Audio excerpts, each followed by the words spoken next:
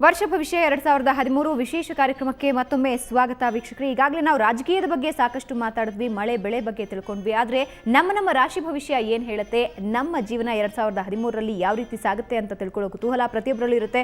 ಬನ್ನಿ ತಿಳ್ಕೊಳ್ಳೋಣ ಇದ್ರ ಬಗ್ಗೆ. ಓಕೆ ಹೆಗಡೆ ಅವರೇ, ಮೊದಲಿಗೆ ರಾಶಿ ಭವಿಷ್ಯದಲ್ಲಿ ಮೊದಲಿಗೆ ಬರುವಂತಹದ್ದು ಮೇಷರಾಶಿ. ಸೊ ಹೇಗಿದೆ ಈ ರಾಶಿ? 2013 ಈ ರಾಶಿಯವರಿಗೆ ಮೇದವರೆಗೆ ಧನಭಾಗ್ಯದ ಅಭಿವೃದ್ಧಿ ಇದ್ದರೂ ಸಹ ಗುರುವು ವ್ಯಯಾಧಿಪತಿ ಆಗಿರುವುದರಿಂದ ಪ್ರಯಾಸದಿಂದಲೇ ಧನಪ್ರಾಪ್ತಿ ಆಗ್ತದೆ.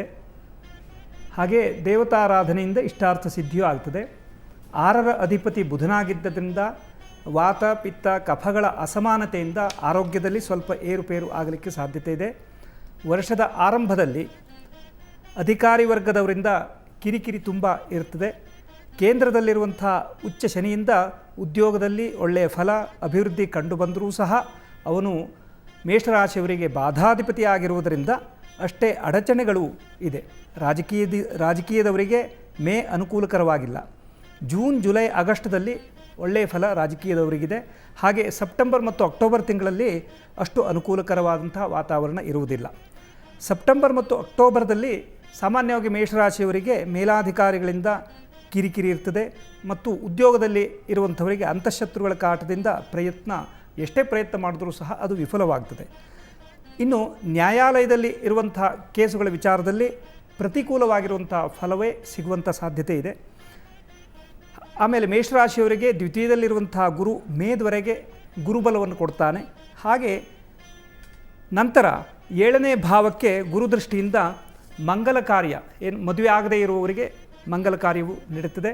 ಇನ್ನು ವಿದ್ಯಾರ್ಥಿಗಳ ದೃಷ್ಟಿಯಿಂದ ಮೇಷರಾಶಿಯವರಿಗೆ ಒಳ್ಳೆಯ ಫಲವನ್ನೇ 2013 ನೀಡುತ್ತದೆ. ಶನಿ ಮತ್ತು ರಾಹುವಿನ ದೃಷ್ಟಿಯಿಂದ ಶರೀರದಲ್ಲಿ ಆಲಸ್ಯ ಭಾವ, ಅನಗತ್ಯವಾದಂತಹ ವಿಳಂಬ ಎದುರಾಗ್ತದೆ. ಹಾಗೂ ನಾವು ಊಹಿಸದೇ ಇರುವಂತಹ ಕೆಲವೊಂದು ವಿಘ್ನಗಳು ಸಹ ಎದುರಾಗ್ತವೆ. ಹಾಗಾಗಿ ಈ ದೋಷ ಪರಿಹಾರಕ್ಕಾಗಿ ಮೇಷರಾಶಿಯವರಿಗೆ ಪಂಚಮಾಧಿಪತಿಯಾಗಿರುವಂಥವನು ಸಿಂಹರಾಶಿ ಆಗಿರುವುದರಿಂದ ಆ ಸಿಂಹದ ಅಧಿಪತಿ ಈಶ್ವರನಾಗಿರುವುದರಿಂದ ಈಶ್ವರಾರಾಧನೆ ಉತ್ತಮವಾದಂಥ ಸಾಧನ. ಹಾಗೂ ಮೇಷಾಧಿಪತಿ ಆಗಿರುವಂಥ ಅಂಗಾರಕನ ಆರಾಧನೆ ತುಂಬ ಶ್ರೇಯಸ್ಕರವಾಗ್ತದೆ. ಹಾಗೂ ಧರಣೀಗರ್ಭ ಸಂಭೂತಂ ವಿದ್ಯುತ್ಕಾಂತಿ ಸಮಪ್ರಭಂ ಕುಮಾರಂ ಶಕ್ತಿಹಸ್ತಂ ತಂ ಮಂಗಲಂ ಪ್ರಣಮಾಮ್ಯಹಂ ಎಂಬಂತಹ ಮಂತ್ರವನ್ನು ಆಗಾಗ್ಗೆ ಜಪಿಸುತ್ತಿರಬೇಕು. ಹಾಗೂ ಸಾಮಾನ್ಯವಾಗಿ ಜನಸಾಮಾನ್ಯರು ಮಾಡುವಂತಹದ್ದು ಇದರ ದೋಷ ಪರಿಹಾರಕ್ಕಾಗಿ ತೊಗರಿಬೇಳೆಯನ್ನು ಕೆಂಪು ವಸ್ತ್ರದಲ್ಲಿ ಕಟ್ಟಿ ಆರಾಧನೆಯನ್ನು ಮಾಡಿ ಅದನ್ನು ದಾನವನ್ನು ಕೊಡ್ಬೋದು ಅಥವಾ ದೇವಸ್ಥಾನಗಳಿಗೆ ಕೊಡ್ಬೋದು. ಹಾಗೂ ಅಥವಾ ಮುಂಚಿನ ದಿನ ತೊಗರಿಬೇಳೆಯನ್ನು ಸ್ವಲ್ಪ ನೆನೆ ಹಾಕಿ ಅದನ್ನು ಮಂಗಳವಾರ ದಿವಸ ಬೆಳಗ್ಗೆ ಅದನ್ನು ಗೋಗ್ರಾಸವನ್ನು ಕೊಡಬಹುದು. ಹೀಗೆ ಮೇಷರಾಶಿಯವರು ತಮ್ಮ ದೋಷದ ಪರಿಹಾರಕ್ಕಾಗಿ ಇಷ್ಟು ಕ್ರಮಗಳನ್ನು ಮಾಡಿಕೊಳ್ಬಹುದು. ವಿಜಯಕುಮಾರ್ ಅವರೇ, ಮುಂದಿನ ರಾಶಿ ಬಗ್ಗೆ ತಿಳಿಸ್ಕೊಡಿ. ವೃಷಭ ರಾಶಿಗೆ ಕೃತಿಕಾ ನಕ್ಷತ್ರ 2, 3, 4 ಮತ್ತು ಮೃಗಶಿರ ನಕ್ಷತ್ರ 1, 2 ವೃಷಭ ರಾಶಿ ಆಗುತ್ತೆ. ಈ ವೃಷಭ ರಾಶಿಗೆ ಈ ವರ್ಷ ಅಂದರೆ 2013ನೇ ಇಸವಿ ಒಳಗೆ ಸಾಮಾನ್ಯ ತೊಂದರೆನೇ ಕಾಣುತ್ತೆ. ತೊಂದರೆ ಕಂಡು ಇವ್ರಿಗೆ ಯಾವ ಥರವಾದ ಇಂಪ್ರೂವ್ಮೆಂಟು ಇರೋದಿಲ್ಲ. ಈ ಒಂದು ವರ್ಷ ಇವರು ಲೈಫಲ್ಲಿ ಏನೇನು ಸುಖಪಟ್ಟರು ಇನ್ನೆಲ್ಲ ಲೈಫಲ್ಲಿ ಭಾಳ ಸಫರ್ ಮಾಡಬೇಕವರು. ಯಾವ ವಿಧವಾದ ಒಂದು ಅನುಕೂಲಗಳು ಬರೋದಿಲ್ಲ. ಆದ್ದರಿಂದ ಶುಕ್ರನಿಗೆ ಸ್ವಲ್ಪ ಶಾಂತಿ ಏನಾದರೂ ಮಾಡಿದರೆ, ಶಾಂತಿ ಅಂತಂದರೆ ನವಗ್ರಹ ಶಾಂತಿ, ಇಲ್ಲ ಹೋದರೆ ಮನೆ ಒಳಗೆ ಯಾವುದಾದ್ರು ಒಂದು ಬಿಳಿ ಬಟ್ಟೆ ಅಥವಾ ಒಂದು ಹೆಸರು ಬೇಳೆ ಇದನ್ನು ದಾನ ಮಾಡಿದರೆ, ಈ ಬುಧನಿಗೆ ಸಂಬಂಧಪಟ್ಟಿದ್ದಕ್ಕೆ ಅಕ್ಕಪಕ್ಕದ ಬುಧನ ಮನೆ ಹೆಸರು ಬೇಳೆ ದಾನ ಮಾಡಿದರೆ ಸ್ವಲ್ಪ ಇವರಿಗೆ ಮನಸ್ಸಿಗೆ ಒಂದು ನೆಮ್ಮದಿ ಬರುತ್ತೆ. ಮತ್ತು ಕೆಲಸಗಳು ಅಷ್ಟು ಈಸಿಯಾಗಿ ಏನು ಮಾಡಿದ್ರೆ ಕೆಲಸಗಳು ಆಗೋದಿಲ್ಲ. ಇದು ಸಹಿತ ಇವ್ರು ಏನಿದ್ರು ನವಂಬರ್ ಡಿಸೆಂಬರ್ ತಿಂಗಳಲ್ಲಿ ಈ ವೃಷಭ ರಾಶಿಯವರಿಗೆ ತುಂಬ ಚೆನ್ನಾಗಿರುತ್ತೆ. ಅಲ್ಲಿ ತನಕಲೂ ಈ ವೆಹಿಕಲ್ ಇರ್ಬೋದು, ವಿದ್ಯಾಭ್ಯಾಸ ಇರ್ಬೋದು, ಮತ್ತು ಹೊರಗಡೆ ಫಾರಿನ್ ಟೂರ್ ಇದ್ದರೂ ಸಹಿತ ಎಲ್ಲ ಥರ ತೊಂದರೆಗಳೇ ಆಗುತ್ತೆ ಅಂತ ಹೇಳ್ಕೊಳ್ಳುವಂಥ ಪ್ರೋಗ್ರೆಸ್ ಏನು ಇರೋದಿಲ್ಲ ವೃಷಭ ರಾಶಿಗೆ.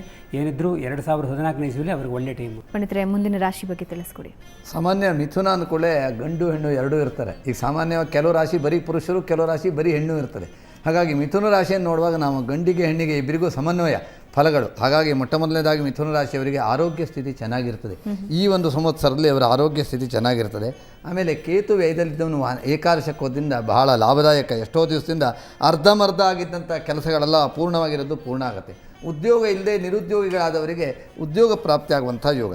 ಆರೋಗ್ಯದಲ್ಲಿ ಚೆನ್ನಾಗಿರುತ್ತೆ. ಜನ್ಮಕ್ಕೆ ಗುರು ತನಕ ಮೇ ತನಕ ಗುರು ಬಹಳ ಚೆನ್ನಾಗಿರ್ತಾನೆ. 12ನೇ ಮೇಲೆ ಇದ್ದರೂ ಸಹ ಅಷ್ಟೊಂದು ತೊಂದರೆ ಆಗೋದಿಲ್ಲ. ಮೇ ತಿಂಗಳಿಂದ ಜನ್ಮಕ್ಕೆ ಇವರು ಬರ್ತಾನೆ, ಆಗ ಆರೋಗ್ಯದಲ್ಲಿ ಹದಗೆಡುತ್ತದೆ. ವಿದ್ಯಾರ್ಥಿಗಳಿಗೆ ಸ್ವಲ್ಪ ತೊಂದರೆ. ಪಂಚಮದಲ್ಲಿರುವಂಥ ಶನಿಯಿಂದ ವಿದ್ಯಾರ್ಥಿ ಜೀವನದಲ್ಲಿ ಸ್ವಲ್ಪ ಅಪೂರ್ಣ ಆಗುತ್ತೆ. ವಿದ್ಯೆಯಲ್ಲಿ ಫೇಲ್ ಆಗೋದು, ಶಾಲೆಗೆ ಹೋಗದೇ ಇರೋದು, ಮಾನಸಿಕವಾಗಿ ಭಯಪಡುವಂಥದ್ದು ಎಲ್ಲ ಆಗುತ್ತೆ. ಆದರೆ ಮೇ ತಿಂಗಳ ನಂತರ ವಿದ್ಯಾರ್ಥಿಗೆ ಒಳ್ಳೆಯದು. ಮೇ ತಿಂಗಳವರೆಗೆ ವಿದ್ಯಾರ್ಥಿಗಳಿಗೆ ಮಿಥುನ ರಾಶಿಗೆ ಕೆಡಕು. ಇನ್ನು ಸಂತಾನಾರ್ಥಿಗಳಿಗೆ ಗರ್ಭಪಾತ ಆಗೋದು, ಹೊಟ್ಟೆ ನೋವುಗಳು ಬರೋದು, ಮಕ್ಕಳಿಗೆ ಏನಾದರೂ ತೊಂದರೆಗಳಾಗುವಂಥದ್ದು, ಇದೆಲ್ಲ ಸಂತಾನ ಅಪೇಕ್ಷಿಪಟ್ಟಂಥ ಮಿಥುನ ರಾಶಿಯವರಿಗೆ. ಉದ್ಯೋಗಿಗಳೇ ಒಳ್ಳೆಯದು. ಇನ್ನು ವ್ಯಾಪಾರ ಬಿಸ್ನೆಸ್ ಎಲ್ಲ ಮಾಡುವವರಿಗೆ ಲಾಭದಲ್ಲಿ ಕೇತು ಇದ್ದಾನೆ. ಆದ್ದರಿಂದ ಶನಿ ಪಂಚಮದಲ್ಲಿ ಉಚ್ಚನಾಗಿರೋದ್ರಿಂದ ಭಾಗ್ಯಾಧಿಪತಿ ವ್ಯಾಪಾರ, ಕಬ್ಬಿಣ, ಅದಿರು, ನೀರು ಎಲ್ಲ ವ್ಯಾಪಾರ ಮಾಡುವವರಿಗೆ ಅಡ್ಡಿಲ್ಲ. ಬುಧನಿಗೆ ಕಂಪ್ಯೂಟರ್ ಹೇಳ್ತೇವೆ. ಇವತ್ತಿನ ಕಾಲದಲ್ಲಿ ಎಲ್ಲ ವ್ಯವಹಾರವು ಕಂಪ್ಯೂಟರ್ ಮೂಲಕವಾಗಿ ಆಗ್ತದೆ. ಆದ್ದರಿಂದ ಸಾಫ್ಟ್ವೇರ್ ಅವರಿಗೆ ಆ ಫೀಲ್ಡಲ್ಲಿರುವವರಿಗೆ ಉತ್ತಮವಾದಂಥ ಧನಲಾಭ, ಯಶಸ್ಸು, ಕೀರ್ತಿ ಇದೆ. ವಿವಾಹಾರ್ಥಿಗಳಿಗೆ ಗುರು ಈಗಾಗಲೇ ಅನುಕೂಲ ಆಗಿದ್ದಾನೆ. ಸ್ವಲ್ಪ ದಿವಸ ದ್ವಾದಶದಲ್ಲಿದ್ದಾನೆ. ದ್ವಾದಶದಲ್ಲಿ ಗುರು ಇದ್ದಾಗ ವಿವಾಹ ಮಾಡ್ಕೊಳ್ಬೋದು. ಮುಂದೆ ಜನ್ಮಕ್ಕೆ ಬರ್ತಾನೆ. ಮೇ ತಿಂಗಳಿಂದ 2013 ಮೇ ತಿಂಗಳಿಂದ ವಿವಾಹಾರ್ಥಿಗಳಿಗೆ ಜನ್ಮಗುರು. ಯಾವಾಗಲೂ ಜನ್ಮದಲ್ಲಿ ಮತ್ತು ಅಷ್ಟಮದಲ್ಲಿ ಗುರು ಇದ್ದಾಗ ವಿವಾಹ ಆಗಬಾರ್ದು. ಜನ್ಮಾಷ್ಟಮಸ್ತಸ್ಯ ನತಸ್ಯ ಶಾಂತಿ ಅಂತ ಹೇಳಿದ್ದಾನೆ. ಕೆಲವೊಂದು ದೋಷಕ್ಕೆ ಪರಿಹಾರ ಇದೆ, ಕೆಲವೊಂದಕ್ಕೆ ಪರಿಹಾರವೂ ಇಲ್ಲ. ಆದ್ದರಿಂದ ನಮ್ಮ ಜ್ಯೋತಿಷ್ಯದಲ್ಲಿ ಕೆಲವೊಂದು ಅಗತ್ಯವಾದ ಪರಿಹಾರವನ್ನು ಹೇಳ್ತೇವೆ, ಕೆಲವೊಂದು ಪರಿಹಾರ ಮಾಡಿದ್ರೂ ಪ್ರಯೋಜನ ಇಲ್ಲ ಅಂತ ಹೇಳ್ತೇವೆ. ಅದಕ್ಕೋಸ್ಕರವಾಗಿ ಭರ್ತೃಹರಿ ಒಂದು ಮಾತು ಹೇಳ್ತಾನೆ, ಶಕ್ಯೋ ವಾರಯಿತು ಜಲೇನ ಹುತಭು ಕ್ಷತ್ರೇನ ಸೂರ್ಯಾತಪ ಅಂತ ಹೇಳ್ತಾನೆ. ಬಿಸಿಲು ಬಂತು ಅಂದರೆ ನಾವು ಕೊಡೆ ತಗೊಳ್ಬೇಕು, ಯಾಕೆಂದರೆ ಬಿಸಿನ ತಾಪ ಕಡಲಿಕ್ಕೆ. ಮಳೆ ಬಂತು ಅಂದರೆ ಕೊಡಬೇಕು, ಚಳಿ ಆಯಿತು ಅಂದರೆ ಸ್ವೆಟ್ರ್ ಹಾಕ್ಕೊಳ್ಬೇಕು. ಹಾಗೆ ಬೆಂಕಿ ಉರಿತಾ ಇದೆ ಅಂದರೆ ನೀರು ಹಾಕಬೇಕು. ಹಾಗಾಗಿ ನಮ್ಮ ಗ್ರಹಚಾರಕ್ಕೆ ಯಾವಾಗಲೂ ಪರಿಹಾರ ಮಾಡಲೇಬೇಕು. ರೋಗ ಬಂದಿದ್ದರೆ ಔಷಧ ತಗೊಳ್ಬೇಕು. ಹಾಗಾಗಿ ಇಂಥ ದೋಷ ಇರುವಾಗ ಪರಿಹಾರ ಬೇಕು. ಇನ್ನು ದೋಷ ಇಲ್ದಿದ್ರೂ ಪರಿಹಾರ ಮಾಡಬೇಕು. ಯಾಕಂತಂದರೆ ಗಿಡಕ್ಕೆ ನಾವು ನೀರು ಹಾಕ್ತಾ ಇರ್ತೇವೆ, ಯಾಕೆ ಅದು ಮತ್ತೆ ಪುಷ್ಟಿ ಕೊಡಬೇಕು ಅಂತ. ನೀರು ಹಾಕ್ತಾ ಇದ್ರೂ ಒಳಗೋಗುತ್ತೆ. ಹಾಗಾಗಿ ಗ್ರಹಗಳು ಅನುಕೂಲವಾಗಿದ್ದರೂ ನಾವು ಮತ್ತಿಷ್ಟು ಪುಷ್ಟಿ ಆಗಬೇಕು ಅಂತ ಆದರೆ ಆಗ ನಾವು ಅದಕ್ಕೆ ಆಗಾಗಲೇ ಪೂಜೆ ಪುನಸ್ಕಾರ. ಅದಕ್ಕೋಸ್ಕರವಾಗಿ ಬುಧನಿಗೆ ಬುಧಂ ನಾರಾಯಣಂ ವಿಂಧ್ಯ ಅಂತ ಹೇಳ್ತೇವೆ. ಯಾವಾಗಲೂ ಆ ಮಿಥುನ ರಾಶಿಯ ಅಧಿಪತಿಯಾದವನು ಬುಧ. ಅವನಿಗೆ ಲಕ್ಷ್ಮೀನಾರಾಯಣರ ಆರಾಧನೆ ಮಾಡಬೇಕು. ಜೀವನದಲ್ಲಿ ಮಿಥುನ ಅಂದರೆ ಹೆಣ್ಣು ಗಂಡು. ಆದ್ದರಿಂದ ನಮ್ಮ ರಾಶಿಗೆ ಸಂಬಂಧಪಟ್ಟು ಯಾವ ದೇವರು, ಹೆಣ್ಣು ಗಂಡನ ಆರಾಧನೆ ಮಾಡಬೇಕು. ಹಾಗಾಗಿ ಮಿಥುನ ರಾಶಿಯವರು ಪ್ರತಿ ಬುಧವಾರ ತಪ್ಪದೆ ವಿಷ್ಣುವಿನ ಸನ್ನಿಧಿಗೆ ಹೋಗಬೇಕು. ಲಕ್ಷ್ಮೀನಾರಾಯಣರ ಆರಾಧನೆ ಮಾಡಬೇಕು. ಪಚ್ಚೆ ಹೆಸರು ಕಾಳನ್ನು ಹಸಿರು ಬಟ್ಟೆಯಲ್ಲಿ ಕಟ್ಟಿ ದಾನ ಮಾಡಬೇಕು. ಅದು ಅಲ್ಲದೆ ಇದ್ದರೆ ಪಚ್ಚೆ ಹರಳು ಪಚ್ಚೆ ಹೆಸರು ಕಾಳು ನೋಡಿ ಬಿದನಿಗೆ ಎಷ್ಟು ಸಂಬಂಧಪಟ್ಟದ್ದು ಅಂತ. ಅವರ ಶಕ್ತಿಗೆ ಅನುಗುಣವಾದಂಥ ಆಯಾಯ ದಾನ. ಇವತ್ತು ರತ್ನ ಧಾರಣೆ ಮಾಡುವಾಗಲೂ ನಿಮಗೆಲ್ಲವರಿಗೂ ದಾನ ಕೊಡ್ತಾರೆ, ರತ್ನ ಕೊಡ್ತಾರೆ. ಅವರು 100 ರೂಪಾಯಿನ ಬೇಕು ಅಂದರೂ ಕೊಡ್ತಾರೆ, 10,000 ಕೊಡ್ತಾರೆ. ಹಾಗೆ ರತ್ನ ದಾನ ಮಾಡಬೇಕು ಅಂತ ನೀವು ದೊಡ್ಡದು ಮಾಡಿ ಅಂತಲ್ಲ, ಆದರೆ ಗ್ರಹಚಾರ ದೋಷ ಪರಿಹಾರಕ್ಕೆ ರತ್ನ ದಾನ ಅಂತ ಹೇಳಿದ್ನೆ. ರತ್ನದಾನೇನ ಮೇ ಶಾಂತಿ ಅಂತ ದಾನದಲ್ಲೇ ಹೇಳ್ತಾನೆ. ನನಗೆ ಒಳ್ಳೆ ರೀತಿ ಸಮಾಧಾನ ಶಾಂತಿಗಳಾಗಬೇಕು ಅಂದರೆ ರತ್ನದಾನ ಅಂತ. ಅದಕ್ಕಾಗಿ ಪಚ್ಚೆ ಹರಳ ದಾನ ಮಾಡಬೇಕು. ಮೊದಲಿಗೆ ದಾನ, ಆಮೇಲೆ ಧಾರಣ ಅಂತಿದೆ. ಆದ್ದರಿಂದ ಇದು ಮಿಥುನ ರಾಶಿಯವರಿಗೆ ಈ ಸಂವತ್ಸರದಲ್ಲಿ ಮಿಥುನ ರಾಶಿಯವರಿಗೆ ಶುಭಾಶುಭ ಮಿಶ್ರ ಫಲ. ವಿದ್ಯಾರ್ಥಿಗಳಿಗೆ ಮೇ ತಿಂಗಳ ತನಕ ಅಶುಭ, ನಂತರ ಒಳ್ಳೆಯದು. ವಿವಾಹಾರ್ಥಿಗಳಿಗೆ ಮೇ ತಿಂಗಳ ನಂತರ ಅಶುಭ, ಅಲ್ಲಿ ತನಕ ಒಳ್ಳೆಯದು. ಓಕೆ, ಸೊ ವೀಕ್ಷಕರೇ, ಇನ್ನೂ ಹಲವಾರು ರಾಶಿಗಳ ಬಗ್ಗೆ ತಿಳ್ಕೊಳ್ಳೋದಿದೆ. ಅದಕ್ಕೂ ಮುಂಚೆ ಒಂದು ಸಣ್ಣ ವಿರಾಮ.